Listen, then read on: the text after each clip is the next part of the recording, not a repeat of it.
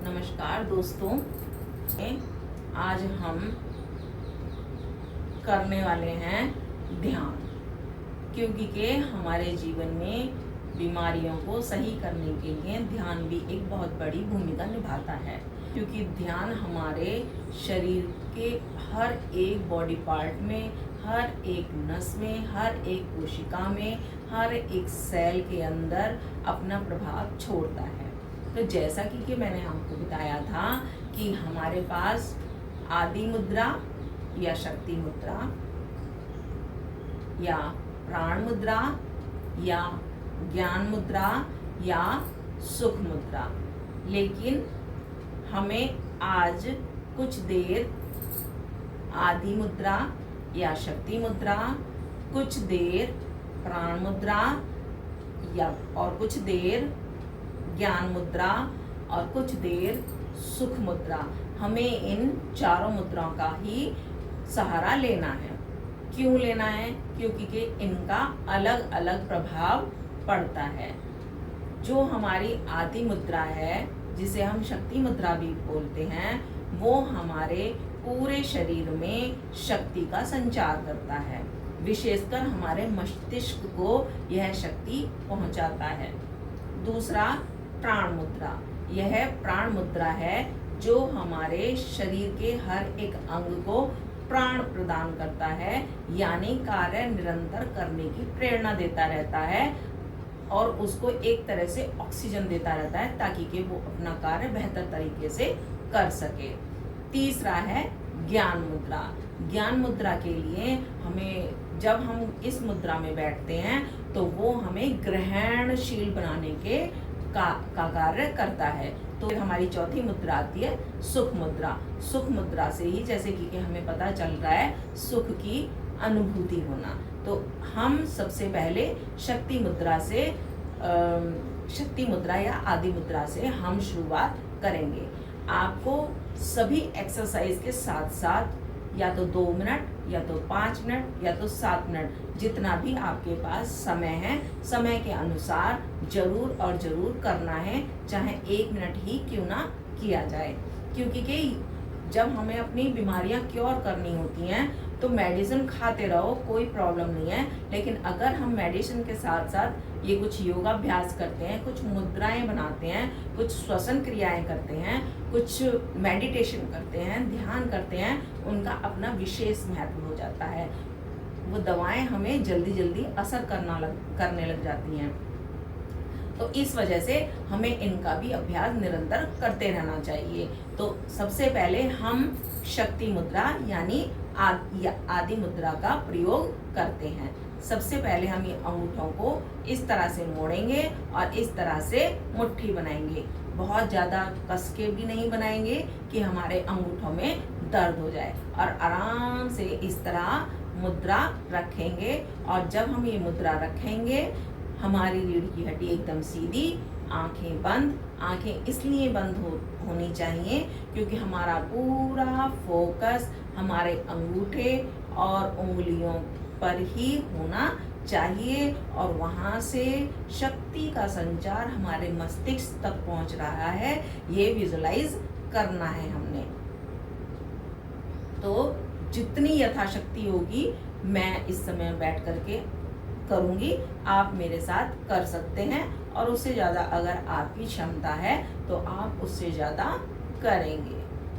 तो हमें ये सोचते हुए कि यहाँ से सारी शक्ति, ब्रह्मांड की सारी शक्ति मेरे मस्तिष्क की ओर बहुत तेजी से प्रवाह कर रही है, और मेरा मस्तिष्क बहुत शक्तिशाली हो रहा है।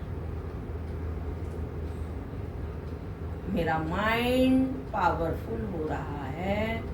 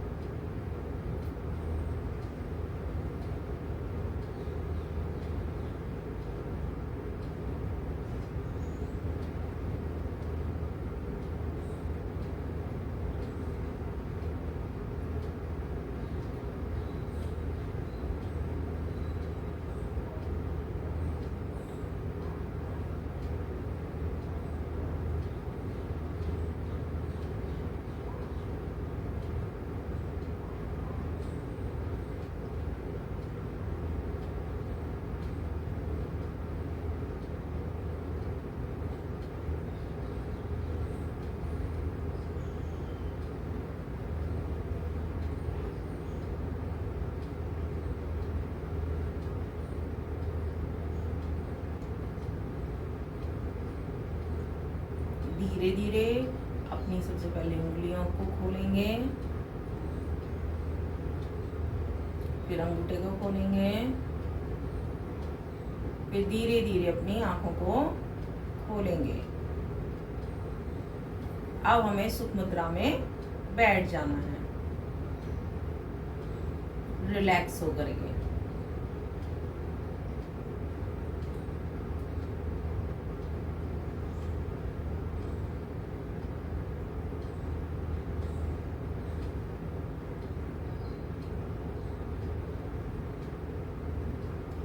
अब हमारी आती है नंबर 2 पर प्राण मुद्रा। प्राण मुद्रा में हमारी ये 2 उंगलियां अंगूठे से मिलेंगी और अंगूठे के जिस भाग पर ये दोनों उंगलियां टच होंगी हमें उस पर ध्यान केंद्रित करना है।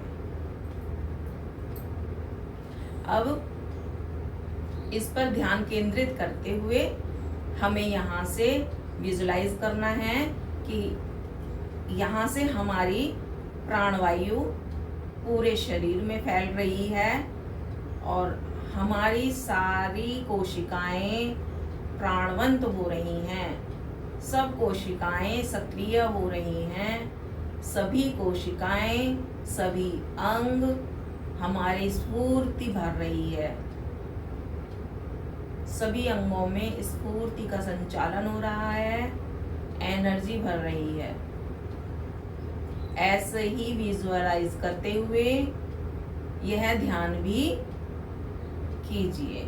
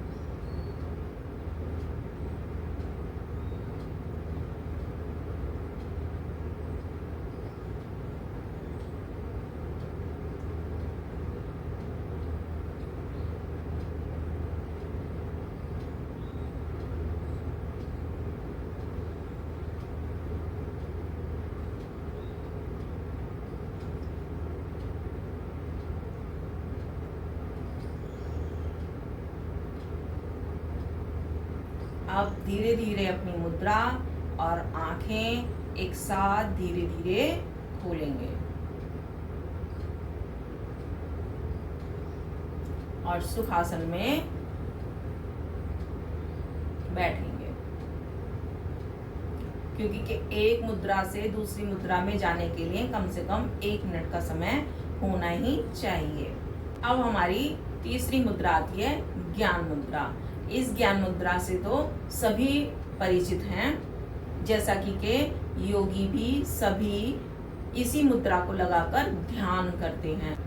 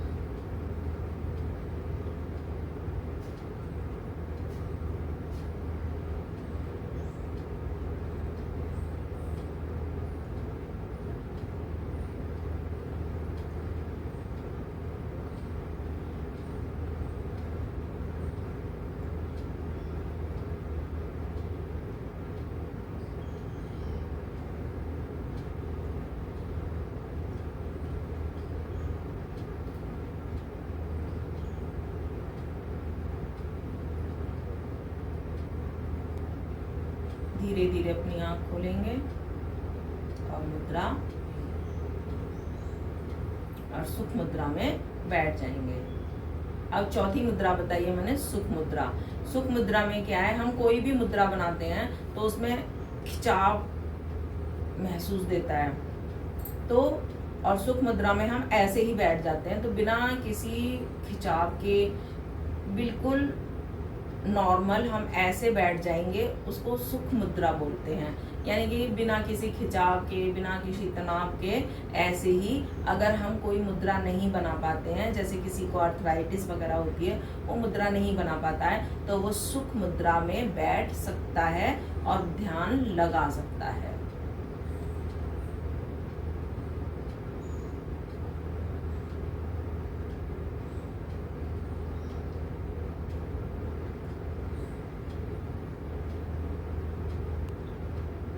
धीरे धीरे अपनी आंखें खोलते हुए,